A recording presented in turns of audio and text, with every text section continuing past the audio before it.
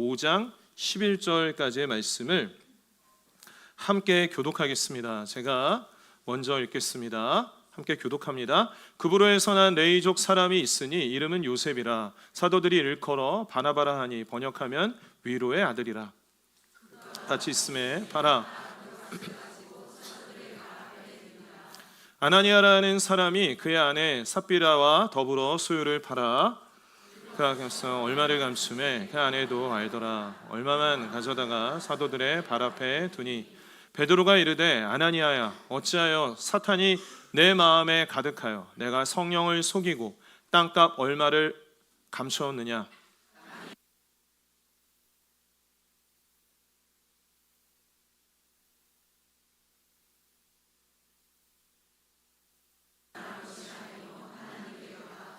아나니아가 이 말을 듣고 엎드러져 혼이 떠나니 이 일을 듣는 사람이 다 크게 두려워하더라.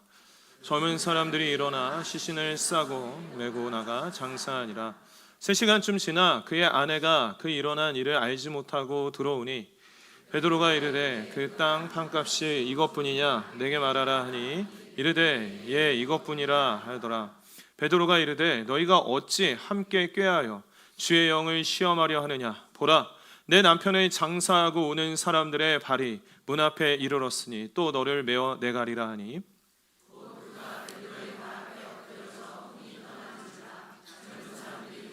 죽은 것을 보고 메어다가 그의 남편 곁에 장사하니 함께 읽습니다. 온 교회와 이 일을 듣는 사람들이 다 크게 두려워하니라. 아멘.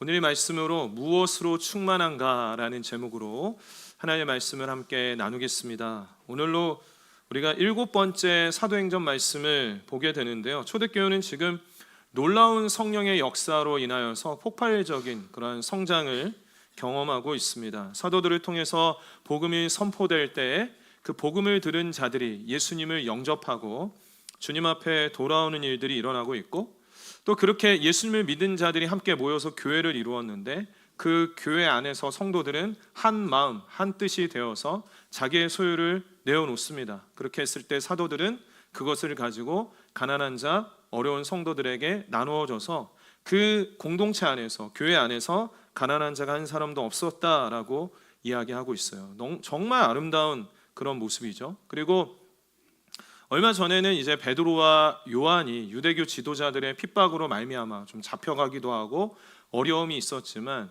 담대함으로 또 믿음으로 이렇게 이겨냈습니다. 그런데 오늘 본문 말씀에서 하나의 사건이 터지게 됩니다. 그것은 예루살렘 교회 안에 성도였던 이 부부예요. 아나니아 삽비라가 하나님의 진노로 죽는 일이 발생하게 된 것이죠. 정말 충격적인 일입니다.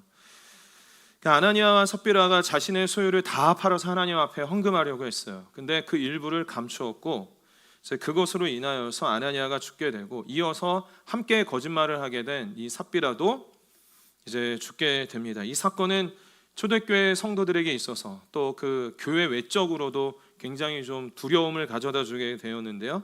11절 말씀에 보면 온 교회와 이 일을 듣는 사람들이 다 크게 두려워하니라라고 했습니다. 너무나도 이 두려운 일 한번 생각해 보세요. 교회가 지금 초대교회가 잘 이렇게 흘러가고 있는데 아나니아 삽비라라는 그 부부가 죽임을 당하고 나니까 큰 두려움에 휩싸이게 되었습니다. 여러분 오늘 이 본문 말씀을 현대 교회에 바로 적용할 수 있을까요? 만약에 제가 이 자리에서 하나님께 드릴 것을 온전히 드리지 않으면 죽습니다라고 하고 그 일이 일어난다면 한 주 한 주 보이지 않는 얼굴들이 있을 것입니다. 너무나도 두렵죠. 그리고 여러분 헌금 제대로 하지 않으면 죽습니다라고 설교하면 누가 교회를 처음 나오겠어요, 그렇죠? 그리고 그것은 단순하게 헌금 제대로 안 하면 죽습니다라고 하면 이건 설교가 아니라 협박입니다. 그래서 오늘 말씀 안에서 단순한 어떠한 헌금 설교는 아니에요. 그러면 이 오늘 말씀하고 있는 내용이 무엇인가? 사도행전 저자인 이 누가가 초대교회 역사를 이 사도행전에 이렇게 기록을 하면서 오늘 본문 말씀 아나니아와 삽비라의 이 죽음의 사건을 기록하고 있는 이유는 뭘까요? 사실 역사를 기록을 할 때 왜 그런 그 좀 잘 기록을 하고 싶을 거 아니에요? 그래서 때로는 역사를 좀 부풀리기도 하고 좋은 사건만 기록하는 그런 경향이 있는데 누가는 초대교회에 이 아나니아와 삽비라 이 부부가 죽은 이 사건, 어떻게 보면 겉으로 볼 때는 좀 부정적인 사건을 기록하고 있다라는 것이죠. 그 이유가 무엇일까? 우선은 그것은 초대교회나 오늘날의 교회나 완벽한 교회, 무흠한 교회는 없다라는 것을 말해주고 있습니다. 지금 초대교회가 얼마나 놀랍게 성장하고 있습니까? 예수 믿는 자들이 늘어나게 되죠. 자기의 것 다 이렇게 내어놓아서 성도들 안에서 그 소유를 함께하고 있고 정말 가족과 같이 그렇게 신앙생활하고 있는데, 그렇다고 해서 이 초대교회도 낭만만 있었던 건 아니에요. 다 그냥 뭐 다 좋다 이런 것은 아니었다라는 거예요. 오늘날에도 마찬가지예요. 교회가 우리 교회도 좋은 교회입니다. 예, 믿으시죠? 예, 근데 좋은 교회여도 완벽한 교회는 아니라는 거예요. 이 안에서 때로는 어려움도 있을 것이고 시험도 있다라는 거예요. 물론 없으면 좋겠어요. 그런데 때때로 완벽한 교회 없기 때문에 지상의 교회에서는 때로는 어려움도 있고 시험도 있을 수가 있다라는 것입니다. 따라서 우리가 교회 안에서 어떠한 어려움이 생기고 시험이 생겼을 때 누군가를 특정한 사람을 손가락질하고 비난하거나 아니면 어떠한 주저앉거나 낙심하거나 이럴 것이 아니라 그 환난과 시험 가운데 하나님의 뜻이 무엇인지를 또 분별해서 또 순종하는 마음으로 그 가운데 하나님 앞에 엎드리는 그런 기회로 삼아야 될 것입니다. 결론부터 말씀드리면 초대교회는 오늘 본문 말씀에 처한 어려움을 잘 극복했습니다. 본문이 5장 11절까지인데 12절부터 함께 보게 되면 사도들의 손을 통하여 민간의 표적과 기사가 많이 일어나매 믿는 사람이 다 마음을 같이하여, 마음이 나누이지 않았네요. 솔로몬 행각에 모이고 그 나머지는 감히 그들과 상종하는 사람이 없으나 백성이 칭송하더라. 믿고 주께로 나오는 자가 더 많으니 남녀의 큰 무리더라. 그렇습니다. 이 복음의 역사가 오늘 이 초대교회 예루살렘 교회가 처한 이 어려움으로 인해서 멈추지 않았고 오히려 극복이 되고 더 하나님 앞에 돌아오는 큰 무리들이 생겼다라고 이렇게 말하고 있습니다. 오늘 우리 흩어진 화평 공동체도 오늘 이 말씀을 통해서 하나님께서 우리에게 주신 말씀이 무엇인지를 깨닫고 순종하게 되기를 간절히 바랍니다. 오늘 본문 말씀을 보통 이제 5장 1절부터 잡는데 제가 36절부터 4장 36절부터 잡은 이유는 그래야 오늘 본문 말씀이 제대로 좀 해석이 되겠더라고요. 원래는 성경을 처음 기록할 때는 장절의 구분이 없었어요. 이건 나중에 이제 만든 거거든요. 근데 공적인 예배를 드리다 보면 자 사도행전 말씀 보겠습니다 했는데 어디쯤 보겠습니다 이렇게 할 수는 없잖아요. 그리고 또 의미에 따라서 보는 것을 유용하게 나중에 장절을 구분해서 이렇게 잘 구분이 되어져 있는데 오늘 본문 말씀은 5장 1절부터 보면 안 되고 4장 36절부터 봐서 두 인물을 대조해서 봐야 잘 이해할 수가 있습니다. 그래서 그 두 인물을 보는 형식으로 오늘 말씀은 그렇게 진행을 하겠습니다. 먼저 첫 번째 인물입니다. 36절 말씀에 누가 나옵니까? 구브로에서 난 레이족 사람이 있으니 이름은 요셉이라. 이 요셉이라는 사람, 요셉이라는 성도가 예루살렘 교회 초대교회에 있었습니다. 그런데 그에게 별명이 있네요. 뭐예요? 바나바입니다. 바나바. 바는 무엇의 아들, 나바는 위로라는 뜻입니다. 그래서 위로의 아들이다라는 이러한 별명을 가진 그런 성도가 있었습니다. 근데 이 바나바는 그 이후부터 누가는 사도행전에 바나바라고 기록을 하고 있습니다. 그래서 우리가 아는 그 바나나가 아니라 바나바인데요. 위로의 아들이다라는 뜻을 가진 이 바나바가 함께 신앙생활을 하다 보니까 이 바나바 성도를 대할 때마다 참 위로가 되네, 참 따뜻한 분이네 이러한 생각이 들었던 것 같아요. 그래서 바나바라는 그러한 바나바라고 이렇게 부르게 되었어요. 그러면 어떤 위로를 받게 되었을까? 37절 말씀에 보면 그가 밭이 있음에 바나바가 밭이 있었는데 그것을 팔아서 그 값을 가지고 사도들의 발 앞에 두었다라고 했습니다. 먼저는 이 바나바의 물질적인 헌신의 위로를 받았던 것입니다. 자신의 밭을 팔아서 그 값을 사도들 발 앞에 두었고 당시에 이제 사도들이 교회 성도들의 형편에 따라 그것들을 나누어 주었을 때 어떻습니까, 여러분? 위로가 되죠. 너무 위로가 됩니다. 그 예수님 사랑 안에서 함께 섬김을 통해서 그렇게 채움 받을 때 감동이 있습니다. 당시의 초대교회의 아름다운 모습인데요. 사도행전 4장 34절과 35절 말씀에 보면 그 중에 가난한 사람이 없으니 이는 밭과 집 있는 자는 팔아 그 판 것의 값을 가져다가 사도들의 발 앞에 두매 그들이 각 사람의 필요를 따라 나누어 줌이라.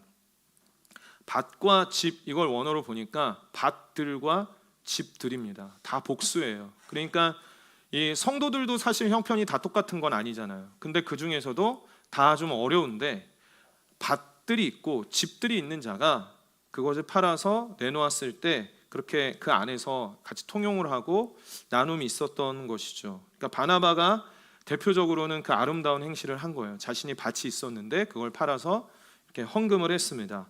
근데 바나바가 물질적인 헌신만 한 것은 아니에요. 그것 때문에 위로의 아들이다라고만 받은 것이 아니고 나중에 지금은 이제 초대교회라고 우리가 부르는 교회는 이제 처음에 시작되는 교회들을 통칭하는 것이지만 첫 교회는 예루살렘 교회고 그 다음에 세워진 교회가 이 예루살렘 북쪽으로 올라가면 안디옥이라는 지역이 있어요. 그 안디옥에 안디옥 교회가 세워지게 되거든요. 근데 그 교회는 이방인들이 중심이 된 교회예요. 이방인들 중심으로 된 교회가 그 지역에서 이방인들이 예수님을 많이 믿게 되고 모이게 되니까 여러분 교회를 개척을 할 때 누가 필요합니까? 지도자가 필요하죠. 담임 목사가 필요하죠. 그래서 예루살렘 교회 성도들 안에서 그 직분자들 안에서 지금 안디옥 교회가 세워지고 있는데 안디옥 교회의 지도자로 누가 맞을까요? 라고 했을 때 오늘 본문 말씀에 등장하는 바나바를 적임자로 해서 그 안디옥 교회에 세우게 되거든요. 그러니까 지금 바나바가 물질적인 헌신만 한 건 아니죠. 그러니까 그 위로라는 말이 나바에서 위로라는 말이 권면이라는 뜻도 있는데 단순히 그냥 어깨만 다독이는 그런 위로가 아니라 하나님의 이 복음, 말씀을 전하는 일에도 있었고 또 리더십이 있었고 이렇기 때문에 안디옥 교회의 지도자로 이렇게 파송을 하게 된 것이죠. 그만큼 이제 바나바는 좀 통합적으로 이러한 좀 포용력도 있으면서 위로도 있으면서 말씀도 전하는 그런 균형적인 자였고 또 바나바를 이야기할 때 바울을 빼놓을 수가 없죠. 그러니까 바울이 회심해서 공동체 안에 들어오고자 했을 때 사람들이 편견을 가졌어요. 그도 그럴 수밖에 없는 게 예전에는 이 바울이 예수님 믿으면 쫓아가지고 핍박하고 잡아들이고 심지어 죽이기까지 했던 자가 난 이제 예수님밖에 없다라고 예수님 믿는 자가 되었다라고 공동체 안에 들어오려고 했을 때 사람들이 밀어냈거든요. 의심했거든요. 근데 그때 바나바가 이렇게 합니다. 사도행전 9장 26절 27절 말씀에 보면 사울이 예루살렘에 가서 제자들을 사귀고자 하나 교제하고 싶었던 거예요. 예수님 믿고. 그러나 다 두려워하여 그가 제자됨을 믿지 아니하니 야, 저 바울이라는 자가 우리 또 어떻게 하다가 잡아 죽이려나? 막 이런 생각했던 거죠. 바나바가 데리고 사도들에게 가서 이 바울을 딱 데리고 갑니다. 그러면서 무슨 얘기를 해주냐면 그가 길에서 어떻게 주를 보았는지 다메섹 도상에서 예수님 만난 사건, 주께서 그에게 말씀하신 일과 다메섹에서 그가 어떻게 예수님의 이름으로 담대히 말하였는지를 전하니라. 그러니까 이 바울을 딱 데려다가 이 바울이 예전에 그 자가 아닙니다. 예수님 온전히 믿게 됐습니다. 다메섹 가는 길에 예수님 만났습니다. 우리 형제입니다. 라고 하면서 대변해 주면서 했고 그뿐만이 아니라 나중에 이제 바울이 다소에서 은둔 생활을 할 때 그걸 직접 데리러 가서 안디옥 교회에서 함께 동역하자고 바나바가 그렇게 했을 때 바울이 이제 안디옥 교회에서 동역을 하고 그 이후에 1년을 같이 사역한 다음에 이제 안디옥 교회에서 선교사로 파송받죠. 그게 이제 전도 여행인데 1차 전도 여행을 같이 떠나게 되죠. 그러니까 지금 생각해 보면 이 바나바의 어떠한 바울을 향한 섬김 그리고 함께 동역하고자 하는 그런 마음, 편견 없는 그러한 마음들 참 귀한 것 같아요. 그런 일이 있었고 또 한 가지 더 말씀드리면 1차 전도 여행 때 이제 바울과 바나바만 간 것이 아니라 마가도 같이 갔거든요. 그 마가의 다락방에 그 마가입니다. 근데 마가가 같이 갔을 때 가다가 중도에 하차해요. 그러니까 밤빌리아라는 지역에 갔더니 그 밤빌리아라는 지역에 가고 그 다음에 큰 산맥들이 있거든요. 근데 산맥들을 넘기 전에 마가가 중간에 포기해요. 왜냐하면 이 마가가 금수저였거든요. 그러니까 마가다락방이 약 120명 정도 모일 정도였고 굉장히 부유한 부유층이었어요. 그렇다 보니까 그거를 잘 견디지 못했던 것 같아요. 그래서 중간에 포기를 하죠. 그래서 포기를 해서 오게 되는데 이제 2차 전도여행을 떠날 때 바울은 마가를 어떻게 하냐면 중도에 포기해서 절대 못 데리고 간다라고 하니까 바나바가 어때요? 데려가자. 근데 결국 바나바와 바울이 그걸로 인해서 심히 좀 다퉜어요. 충돌이 있었고 이제 바울은 실라를 데리고 떠나고 이제 바나바는 이 마가를 데리고 떠나게 되죠. 나중에는 이게 화해가 잘 이루어졌고 마가도 바울이 하는 사역들이 나중에 도왔습니다. 그게 나중에는 잘 되었지만 그 순간에는 그렇게 되었을 때 이 바나바가 없었다면 어땠을까요? 이 마가가 그 중간에 포기한 거기에서 멈추었다면 그 이후에 사역들을 좀 제대로 자신 있게 할 수가 없었을 것 같다는 생각이 들고요. 베드로전서 말씀에 보면 이 마가가 등장을 하는데 베드로가 마가에게 뭐라고 하냐면 택하심을 함께 받은 바벨론에 있는 교회가 너희에게 문안하고 내 아들 마가도 그리하느니라. 그 같은 마가거든요. 근데 바울이 내 아들이라고 표현할 정도면 굉장한 친밀감인데 나중에 이 마가가 베드로의 사역들을 아주 깊이 동역을 하면서 도왔어요. 그러니까 이 베드로가 내 아들이라고까지도 하고 있는 것을 보게 되죠. 그리고 나중에 이 마가는 마가복음을 기록을 하죠. 그러니까 정리해 보면 이 바나바라는 인물, 오늘 본문 말씀 4장 36절에 등장한 이 바나바라는 인물은 어떠한 인물입니까? 우선은 정말 위로의 그 별명이 딱 맞아요. 위로의 아들이에요. 위로하고 권면할 줄 아는 사람이에요.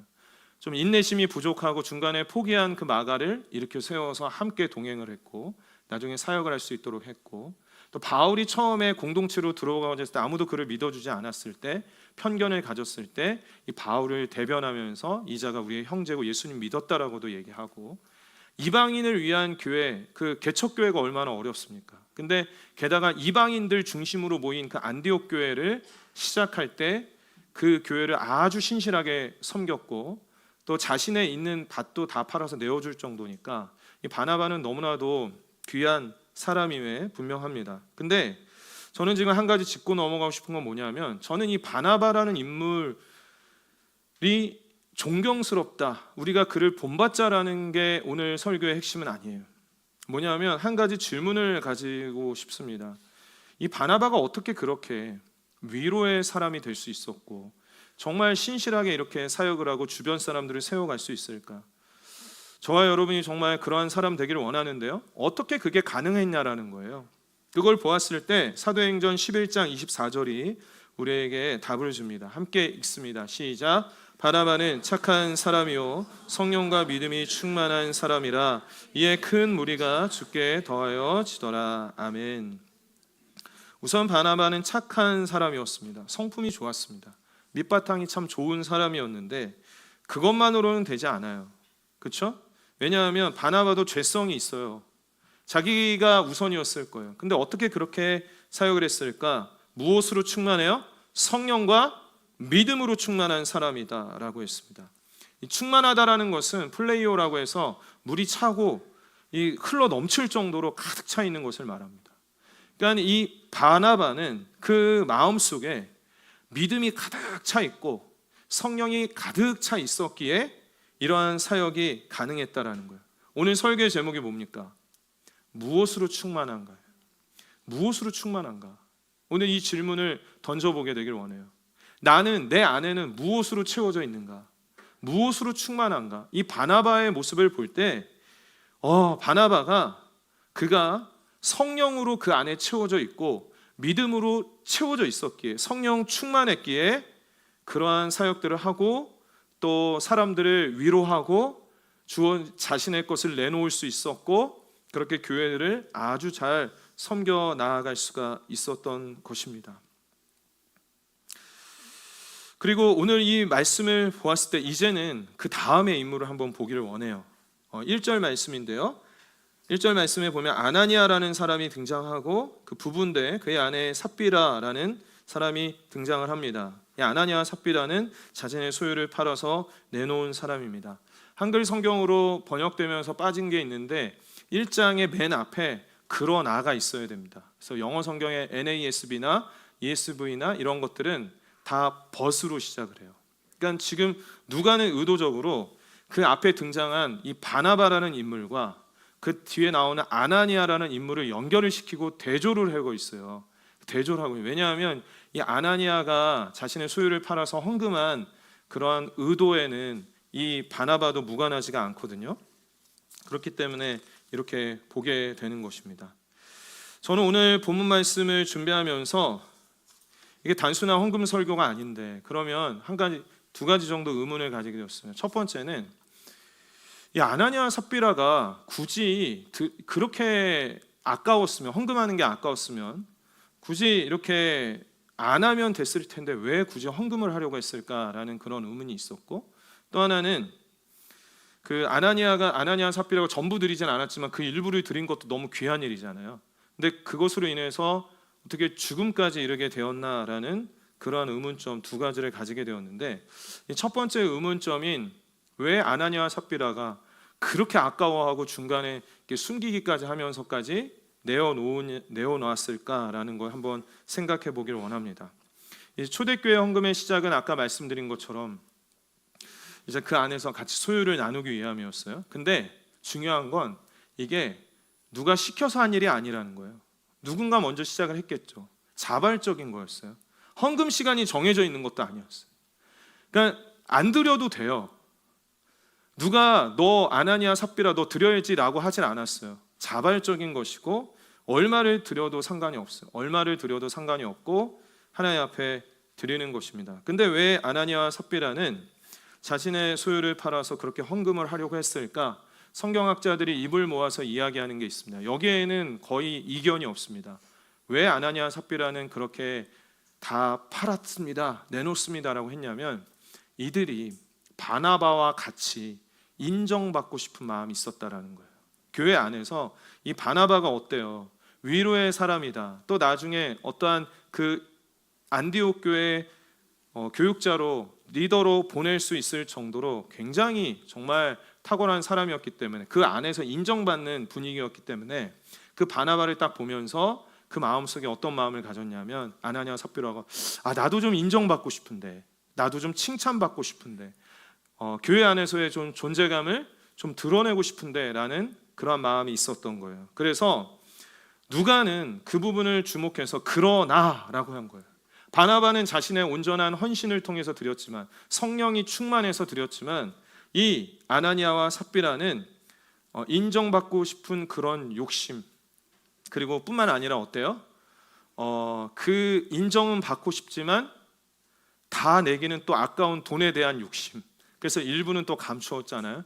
그 욕심으로 인해서 결국에는 사람에게 좀 보이고 싶은 그런 걸로 인해서 자신의 것을 내놓은 것이라는 거죠. 여러분, 우리가 하나님 앞에서 이 교회에서 이루어지는 일들, 우리의 삶의 현장에서 이루어지는 이 모든 일들, 사람에게 보이기 위함이 아니고 하나님을 위한 것이 되기를 간절히 소원합니다. 오늘 이 자리 예배 나온 것 사람에게 보이기 위함이 아닙니다.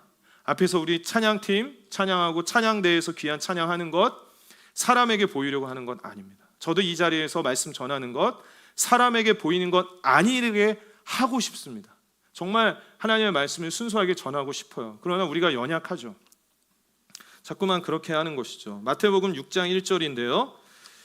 예수님께서 이렇게 말씀하십니다. 사람에게 보이려고 그들 앞에서 너희 의를 행하지 않도록 주의하라. 그리하지 아니하면 하늘에 계신 너희 아버지께 상을 받지 못하느니라. 이 예수님께서 이 6장 1절을 전제로 말씀하시는 사람에게 보이려고 하지 말아라. 그 뒤에 이어서 나오는 건 구제하는 것, 헌금하는 것, 기도하는 것, 금식하는 것, 이런 것들이 나와요. 이게 대전제예요. 너희가 금식할 때 사람에게 보이려고 하지 마라. 나 며칠 금식했습니다. 제가 예전에요 3일 금식 정말 많이 했습니다 막 하면서, 아니면 기도할 때 막 그 사람에게 보이려고 몇 시간 기도했다라고 하든지, 아니면 그런 것들이 예수님이 원치 않은 거예요. 사람에게 보이려고 헌금하지 말아라. 오직 하나님만을 위한 것이다. 그 당시에 바리새인과 서기관들의 이 형식주의, 그 교회가 그 유대교의 지도자를 향해서 주신 그런 위선적인 그런 신앙에 대한 경고로서 말씀하시는 거예요. 그런데 지금 이제 초대교회의 지도자인 이 베드로가 너무 다행인 것은 영적인 분별력을 가지고 성령 충만했기 때문에 영적인 분별력을 가지고 이 아나니아 삽비라 이 부부의 그 내놓는 헌금의 모습들을 보고 이러면서 아나니아 삽비라가 하나님께 드리고자 하는 마음이 아니고 사람에게 인정받고 싶어서 다 내놓는다고 하면서 또 일부는 감추었구나라는 그러한 분별력을 가지게 된 것이죠. 그래서 3절 말씀에 보면 베드로가 이르되 아나니아야 어찌하여 사탄이 내 마음에 가득하여 내가 성령을 속이고 땅값 얼마를 감추었느냐. 네가 성령을 속였다. 성령을 속였다. 죄로 인해서 너의 욕심 때문에, 인정받고 싶은 욕심, 돈에 대한 욕심 때문에 그 얼마를 내놓고 얼마를 감추는 이 일이 성령을 속인 일이다 라고 이렇게 이야기하고 있어요. 그래서 여기에서 중요한 단어가 나오는데 3절 말씀을 다시 한번 보면 이 아나니아와 삽비라가 이렇게 사람에게 보이려고 인정받고 싶어하는 이 돈에 대한 욕심을 가지도록 한 배후 세력이 있는데 그게 뭐예요? 사탄이 내 마음에 가득하여 라고 합니다. 사탄이 내 마음에 가득하여. 그러니까 지금 아나니아와 삽비라는 사단에게 붙들려 가지고 막 뒤흔들리고 있는 거예요. 사단이 네 마음에 가득해서 지금 그렇게 욕심대로 하고 있는 것이다 라고 하고 있어요. 그런데 여기에서 사탄이 가득하다라고 하죠. 근데 우리가 대조해서 보는 인물이 있죠. 바나바. 바나바는 무엇으로 가득했어요? 무엇으로 충만했습니까? 성령으로 충만했어요. 믿음으로 충만했어요. 그 두 단어, 이 충만하다라는 단어와 가득하다라는 단어가 원어로 보면 똑같은 단어예요. 그러니까 이 누가는 이걸 기록함에 있어서 먼저 바나바를 얘기하고 그러나 아나니아는 이라고 하면서 얘기한 건 뭐냐면 두 인물을 대조해서 보면서 바나바는 성령이 가득한 사람, 성령이 충만한 사람이었고 이 아나니아는 사탄이 충만한 사람, 사단이 그 마음에 가득한 사람이었다라고 이렇게 대조하고 있는 거예요. 오늘 설교의 제목이 뭡니까? 무엇으로 충만한가? 한번 우리가 그 질문 앞에 바로 서게 되기를 원해요. 무엇으로 나는 충만하지? 내가 과연 사탄이 충만한가? 성령이 충만한가? 제가 이 자리에서 사탄을 이야기하는 게 조금 어색해요. 사탄이 분명히 그 영적인 존재가 있는데 저희 교회 분위기나 아니면 장로교 특성상 사탄아 물러가라 막 이런 얘기 안 하잖아요. 그렇죠? 그리고 뭐 그 수리남이라는 그 영화에 보면 좀 이상한 목사 역할을 하잖아요. 그 황정민이라는 배우가 사탄 들렸어 막 하면서 이러한 대사가 있거든요. 그러니까 이 사탄이 가득하다, 사탄이 충만하다라는 게 굉장히 좀 뭔가 좀 괴리감이 있고 동떨어지게 들리는 분이 있을지 모르겠어요. 그러나 오늘 말씀을 통해서 분명한 것은 뭐냐면 사탄이 지금 아나니아 삽비라를 뒤흔들고 있다라는 거예요. 그 안에 가득해서 그러한 욕심을 조장하고 있다라는 거예요. 사단의 의도가 뭐겠습니까? 사탄이 싫어하는 게 뭡니까? 교회가 부흥되는 거 싫어하겠죠. 예수님 믿는 자들이 더 많이 지금 초대교회 보니까 사탄이 볼 때는 일어나지 말아야 될 일들이 자꾸 일어나요. 예수님 믿는 자들이 자꾸 오게 되죠. 아니 뭐 자기 것을 다 내놓지를 않나? 가족이라고 부르지를 않나?